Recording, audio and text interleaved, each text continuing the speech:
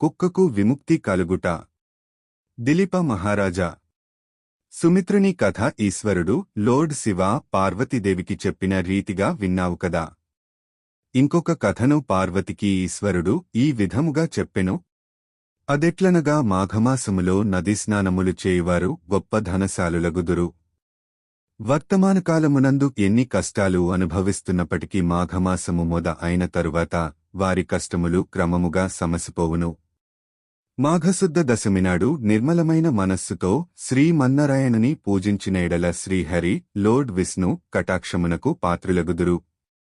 అందులో అణుమాత్రమైనను సంశయము లేదు అని పార్వతీదేవితో శంకరుడు వివరించుచుండగా పార్వతీ నాథా, శ్రీ లక్ష్మీనారాయణుల లక్ష్మీనారాయణ వ్రతము చేసినచో మనో వాంఛా ఫలసిద్ధి కలుగుతుందని చెప్పియున్నారు కదా.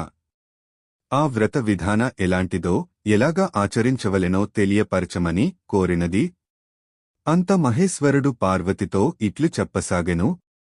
మాఘశుద్ధ దశమినాడు ప్రాతకాలమున కాలకృత్యములు తీర్చుకొని స్నానము చేసి నది ఒడ్డునగాని ఇంటివద్ద కాని మంటపము నుంచి ఆ మంటపము ఆవుపేడతో అలికి పంచరంగులతో ముగ్గులు పెట్టి మంటపము మధ్య 8 రేకుల పద్మము వేసి అన్ని రకాల పుష్పములు ఫలములు తీసుకువచ్చి లక్ష్మీనారాయణులను మంటపపు మధ్యన ఉంచి ఆ విగ్రహాలకు గంధము కర్పూరము అగరు మొదలగు ద్రవములు పూసి పూజించవలెను. రాగిచెంబులో తరువాత రాగిపాత్రలో నీరు పోసి అర్ఘ్యప్రదానము చేయవలెను. అటు తరువాత సూర్యనారాయణ స్వరూపుడగు నదిలో ధ్యానించవలెను. మాఘమాస స్నానము చేయువారు వారి తల్లిదండ్రులు బంధుమిత్రుల సమక్షంలో మాఘమాస వ్రతము చేయవలెను. ఒక సద్బ్రాహ్మణునకు బియ్యము, బెల్లము, ఉప్పు, పప్పు, కాయగూరలు, పండ్లు మొదలగునవి ఏకపాత్ర యందు ఉంచి కాని క్రొత్త గుడ్డలో మూటగట్టి కాని దానమీయవలెను. మాఘపురాణమును మాఘాపురాణం స్వయముగా పఠించినప్పుడుగాని లేక వినునప్పుడు కాని చేతిలో అక్షతలు ఉంచుకొని చివరిలో శ్రీమన్నారాయణుని ధ్యానించుకొని కొన్ని అక్షతలు భగవంతునిపై ఉంచి మరికొన్ని అక్షతలు తమ తలపై వేసుకొనవలెనుగాన ఓ శాంభవి. మాఘ స్నానము చేసి మాఘశుద్ధ దశమినాడు లక్ష్మీనారాయణులను నిష్ఠతో పూజించిన ఏడల ఎటువంటి మహాపాపములేనను నశించిపోవును. ఇందులకొక ఉదాహరణ కూడా తెలియజేసెదను, సావధానురాలవే వినుము. గౌతమ మహర్షి ఒకనాడు తన శిష్యులతో గుడి తీర్థయాత్రలు చేయుటకై ఉత్తర దిశకు బయలుదేరాడు. వారు అనేక పుణ్య నదులలో స్నానములు చేయుచు ప్రసిద్ధ క్షేత్రములని దర్శించుచు మార్గమందున్న ముని పుంగవులతో ఇష్టాగోష్ఠులు జరుపుకొన్నారు. అప్పటికి మాఘమాసము ప్రవేశించుట వలన కృష్ణా రివర్ కృష్ణానదిలో స్నానము చేయవలయునని ఆ ప్రాంతమునకు వచ్చి విడిది చేసిరి. గౌతముడు తన శిష్యులతో కూడి కృష్ణా నదిలో సూర్యోదయం సమయమునందు స్నానము చేసి తీరమున కలిగిన ఒక రావి చెట్టు చెంతకు వచ్చి శ్లోకం మూలతో బ్రహ్మరూపాయ మధ్యతో విష్ణురూపిణే అగ్రత శివరూపాయ వృక్షరాజాయతే నమో నమః అని రావి చెట్టుకు పీపల్ ట్రీ నమస్కరించి ఆ చెట్టు మొదట ఆసీనుడై శ్రీహరిని లోర్డ్ విష్ణు విధియుక్తముగా పూజించెను. తరువాత శిష్యులందరికీ మాఘమాస ప్రభావమును వినిపించెను. ఈ విధముగా ప్రతి దినము ఆచరించుచుండగా మాఘశుద్ధ దశమి నాడు ఆ చెట్టు మొదట మండపమేర్పరచి ముగ్గులు బొట్లు పెట్టి మామిడాకుల తోరణాలు కట్టి అలంకరించారు. ఆ మండపము మధ్యలో శ్రీహరి చిత్రపటము నుంచి పూజించినారు. ఆ విధముగా పూజించుచున్న సమయంలో ఒక ఆడకుక్క వచ్చి భగవంతునికి చేయుచున్న పూజా విధానమంతయు రెప్పవాల్చకుండా దీక్షతో చూచుచు ఆ రావి చెట్టునకు ఎదురుగా కూర్చుని ఉండెను. శిష్యులు వారి వద్దనున్న దండముతో దానిని బెదిరించిరి. ఆ కుక్క అచట నుండి లేచి ఉత్తరం వైపు మళ్లీ మరల తూర్పునకు తిరిగి రావి చెట్టునకు ఎదురుగా కూర్చుని ఉండెను. శిష్యులు వారి వద్దనున్న దండముతో దానిని బెదిరించిరి. ఆ కుక్క రావి చెట్టు చుట్టూ తిరిగివచ్చినది. అప్పటికి 3 సార్లు ఆ మండపము చుట్టూ ప్రదక్షిణము చేసినందుకు అది మాఘమాసము అయి ఉన్నందున అది వెంటనే తన కుక్క రూపము నుండి ఒక రాజుగా మారిపోయెను. ఆ రాజు సకలాభరణాలు ధరించిన వాడే మునుల ఎదుట నిలబడి వారందరికీ నమస్కరించెను. అక్కడున్న ఆడ కుక్క రాజుగా మారిపోవుట చూచిన మునులు గౌతమ మహర్షి కూడా అమితాశ్చర్యమునొందిరి. ఓయి, నీవెవ్వరవు? నీవిట్లు మారుటకు కారణమేమి అని గౌతముడు ప్రశ్నించెను.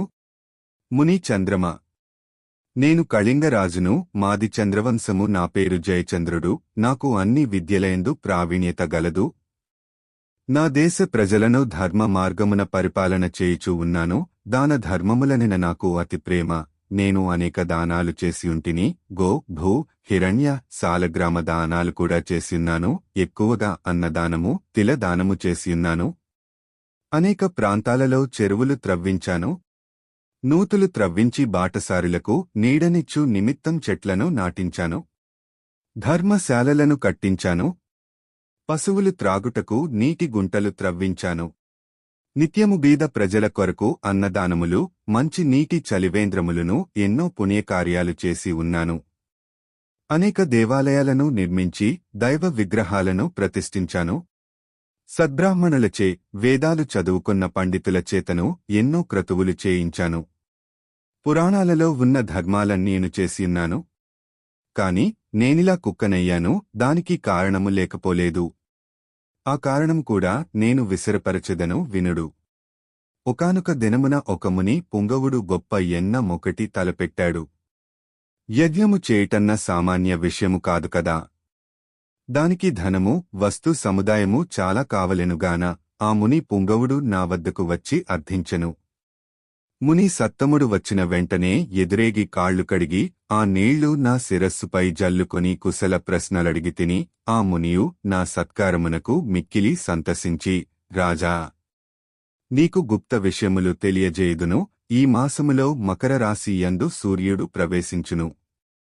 ఆ దినము సూర్యోదయము అయిన తర్వాత నీవు స్నానము చేసి భక్తి శ్రద్ధలతో మాఘమాస మహాత్మ్యమును చదువుటకాని లేక వినుటకాని చేయుము. దానివలన నీకు వైకుంఠ ప్రాప్తి కలుగును. అంతేకాగా అశ్వమేధ యాగము చేసిన ఎడల ఎంతటి ఫలితము కలుగునో అంతటి ఫలము కాని, తీర్థస్నానములు చేయగా వచ్చిన ఫలముగాని, లేక దానపుణ్యములు అనగా 100 యాగాలు చేసినంత ఫలముగాని పొందగలవు. మాఘ శుద్ధ సప్తమి ఆదివారం వచ్చినగాని, దశమి ఆదివారం వచ్చిన కాని ఉదయమే స్నానము చేసినను మరియు మాఘ పౌర్ణమి రోజు ఉదయమున స్నానము చేసినను మానవుడు ఎటువంటి పాపములనైనను విడువగలడు. ఒకవేళ ఇతర జాతుల వారైనను మాఘమాసమంతా నిష్ఠతో నదీ స్నానమాచరించి దాన ధర్మాలచరించి మాఘ పురాణము పఠించినను లేక వినినను మరు జన్మలో బ్రాహ్మణులే జన్మింతురు అని ఆ మునివర్యుడు నాతో చెప్పగా, నేను అతనిని అవమానించినటుల మాటలాడి ఇట్లంటిని. అయ్యా మునిసత్తమా, మీరు పలికిన విషయములు నాకు తెలియను, అన్నీయు బూటకములు. వాటిని నేను యథార్థములని అంగీకరించెను. ఏవో అతిశయోక్తులు తప్ప మరొకటి కాదు గాన నేనియే మాఘమాసములు చేయుటకాని, దాన పుణ్యాదులు చేయుటగాని, పూజా నమస్కారములు ఆచరించుటకాని చేయును. చలి దినములలో చల్లని నీటితో స్నానము చేయుట ఎంత కష్టము. ఇక నాకు ఈ నీతిబోధలు చెప్పకుడు. నాకు ఉన్న ఫలములు చాలని ఆ మునితో అంటిని. నా మాటలకు మునికి కోపము వచ్చింది. ముఖం చిట్లించుకొని, సరే, నేను చెప్పవలసినది చెప్పితిని. అది నా ధర్మము అని యజ్ఞమునకు కావలసిన ధనమును తీసుకొనకుండానే వెడలిపోయినాడు. అంతట నేను ఆ మునిని చేతులు పట్టి బ్రతిమలాడగా ఎట్టకేలకు అంగీకరించి ధనమును తీసుకొని పోయెను. ఆ విధముగా నేను కొంతకాలము రాజ్యమేలి ప్రాణములను విడిచితిని. తరువాత నాకు వరుసగా 7 జన్మలు కుక్క జన్మయే వచ్చినది. నా పాప ఫలమేమోగాని కుక్కగా 7 జన్మలు బాధపడితిని.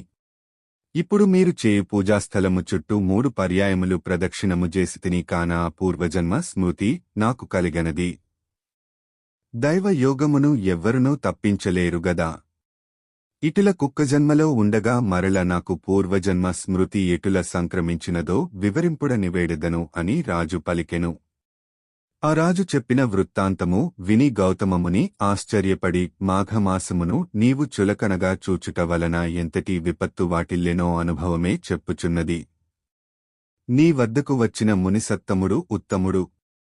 అతను చెప్పిన విషయములు అన్నీయు యథార్థములే. నీవు కుక్కవై ఎటుల పవిత్రుడైనవో ఆ వృత్తాంతమును వివరించెదను, సావధానముగా ఆలకింపుము. నేను నా శిష్యులతో కృష్ణా రివర్ కృష్ణవేణి తీరమందుండి ఈ మాఘమాసమంతయు కృష్ణానదిలో స్నానములు జపములు చేసి తిరిగి మరొక పుణ్యనదికి పోవుదమని వచ్చియుంటిని. మేమందరము ఈ వృక్షరాజము క్రింద విష్ణు విగ్రహాన్ని పూజించుకొనుచున్నాము. కుక్క రూపములో నున్న నీవు దారిని పోతూ ఇచ్చట నైవేద్యమును చూసి తినవలైననడి ఆశతో పూజా సమీపమునకు వచ్చి కూర్చుంటివి. అప్పుడు నీవు ఎలాగున్నావో తెలుసా? నీ శరీరమున బురదమైల తగలి ఉన్నది. చూచుటకు చాలా అసహ్యముగా ఉన్నావు. పరిశుద్ధులమై భగవంతుని పూజ చేయుచున్న సమయములో అచటకు జంతువు కాని పక్షికాని వచ్చియున్న దానిని తరిమివేయుట సహజమే కదా. నీవు అసహ్యముగా ఉన్నందున నా శిష్యులు నిన్ను తపోదండములతో నిన్ను కొట్టబోవుటచే పారిపోయి నైవేద్యమును తినవలెనని ఆశతో తిరిగి యథాస్థానమునకు వచ్చి కూర్చుంటివి. మరల నా శిష్యులు నిన్ను కొట్టబోవుటచే పారిపోయి తిరిగి మళ్ళీ వచ్చినావు. అట్లు 3 పర్యాయములు తిరుగుటచే భగవంతుడు నీ రూపమును మార్చి నిజ రూపమును ప్రసాదించినాడు. అనగా భగవంతుని మండపము చుట్టూ తిరుగుటవలన మాఘమాస ఫలము కలిగి పునర్జన్మ వచ్చినదన్నమాట.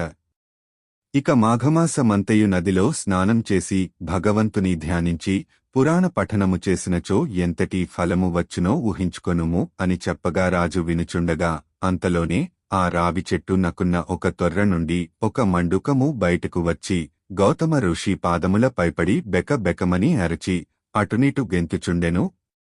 అలా గెంతుటలో మండపము వద్దకు వచ్చి చూస్తూ ఉండగా కొద్దీ సమయములో హఠాత్తుగా కప్ప రూపమును వదలి ముని వనితగా మారిపోయెను.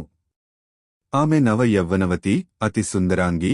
గౌతమ ఋషిని చూడగానే ఆమెకు జ్ఞానోదయమై తన యొక్క పూర్వజన్మ వృత్తాంతమంతయు జ్ఞప్తికి వచ్చినది. అంత గౌతమముని అమ్మాయి, నీవెవ్వరిదానవు? నీ నామధాయమేమి? నీ వృత్తాంతము ఏమి? అని ప్రశ్నించెను. ఆమె తన పూర్వజన్మ వృత్తాంతము తెలియచేయుటకై ఇట్లు చెప్పసాగేను.